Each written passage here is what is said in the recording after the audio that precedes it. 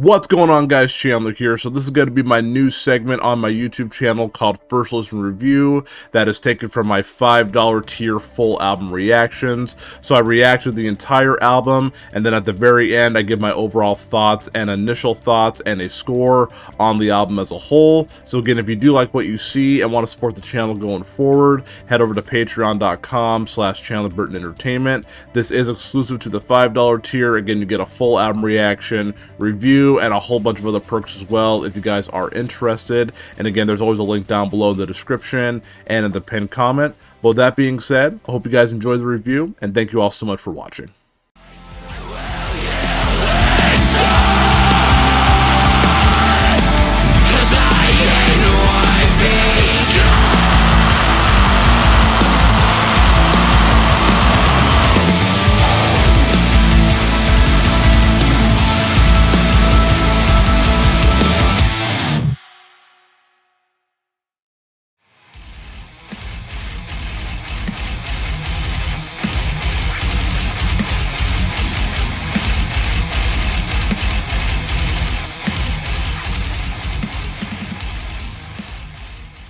And what a journey that was, dude. Holy cow. I'm actually really excited to talk about it with you guys here. So my first listen review is coming up next, so stick around for that. All right, my friends. So again, that was Gavin Dance with their album Jackpot Juicer. Highly anticipated album for a lot of people in the post-hardcore scene, and I think just music in general. Did it live up to the hype?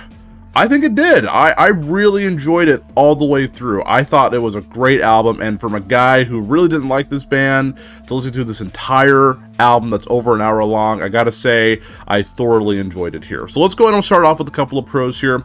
Pro number one, I'm gonna give it to Tillian's voice, and I'm gonna give it to Matthew's voice as well. I believe that's the singer's name from Idola. Again, I will link that full album reaction down below for you guys here. Again, it was an album that I did like almost a year ago. Their voices complement each other so well. My top 3 favorite songs, I believe, have both their voices on it. Absolutely fantastic singing here. I mean, it's so good. I mean, it's so emotional, and both their voices are so different. I thought it really helped a lot of the songs stand out on their own. I thought it was really, really cool.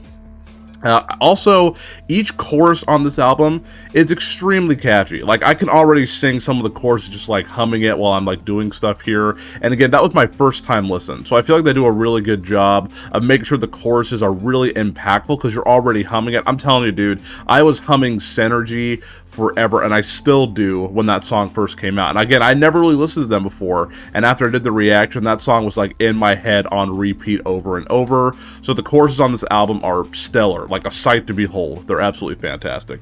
And I think the biggest pro that I'll give this album is that it is super long, but each song has a different feel and vibe to it here. Like, it's still like the crazy noodly guitar and like the singing and screaming and stuff that you hear in a lot of other post-hardcore bands or bands like this.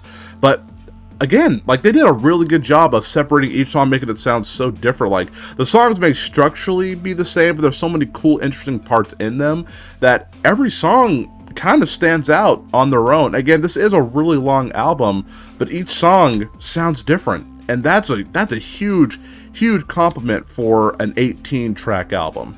Speaking of 18 tracks, I mean, it's not really a con, but I feel like the only complaint that I have with the album that it does kind of overstay its welcome just a little bit here. It is a little bit long. I mean, I'm usually used to albums that are like between 30 and 40 minutes. That's like what I'm most comfortable with here. So again, it's honestly based on personal opinion that I feel like the album is too long. If you are a mega fan of this band, this album's going to be a dream come true. Over an hour of Gavin Dance. You're going to love every single song on the album, which I did enjoy the majority of the songs. Going back, I listened to a few more songs I was kind of iffy about here, and there are probably a few songs that they probably could have cut out to make this more of a tighter, shorter album. But again, my con is more of like an opinion, and so again, if you prefer the long album, that's totally fine. But for me, I do prefer kind of a shorter, more concise album. Like, for example, Afterburner, I thought was a really good length of an album. All the songs on that album are great as well. Again, great album, but again, I felt like it was just a little too long at certain points.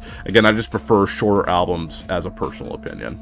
All right, my top 3 songs. This was actually really hard to do because there were so many songs that I loved on this album, but I'm going to give my top 3 right here. Again, this is actually the hardest one I had to do. Number 1, For the Jeers. I thought that song was so sick. Again, when Matthew came in, and I looked on Twitter, he is featured as a vocalist on this album, which I think is great. So good, dude. My friend Kyle told me about the song when I was in Utah. I was like, dude, you're really gonna like this one, and I loved it. I thought it was fantastic. The next song, I really like Current Events. Like, again, I know Gavin Dance has some kind of lore to their lyrics from what I've read. Again, I'm new to them, so I don't know. So let me down below if you know all that information. But I felt like with this one, it's more of like learning from your past type thing and like moving forward from on first initial listen for what it sounded like here. Which you know, maybe Tillian should maybe take inspiration from the song, you know what I'm saying? But jokes aside, I really like the song. I thought the flow of it was great, and again, it had Matthew on it as well, and I thought he absolutely sounded fantastic here. And then I really like Swallowed by Eternity. That one had like everything that I love. It had the super heavy parts, it had the catchy melodies, it had Tillian's voice, I believe it had Matthew's voice as well. That was like a perfect song. That was like Chandler Core at its finest, and I absolutely love that song. Again, there are so many good songs on this album, and it really was hard to pick 3, but those are the 3 3 songs that stuck out to me during this first initial listen.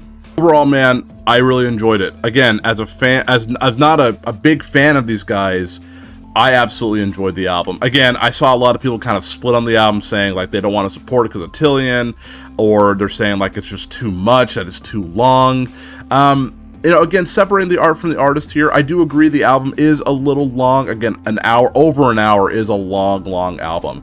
But each song on here stood on their own. Again, there's only a few songs that I'd probably cut, like Polka Dot Dobbins, and I think there's another song that I'd probably cut as well. But overall, man, I enjoyed it. Like, the vocal patterns were sick. I love Matthew's voice adding Tillian's voice. I don't know the screamer's name, but he sounded really good. The guitar work was great. All the instruments were fantastic.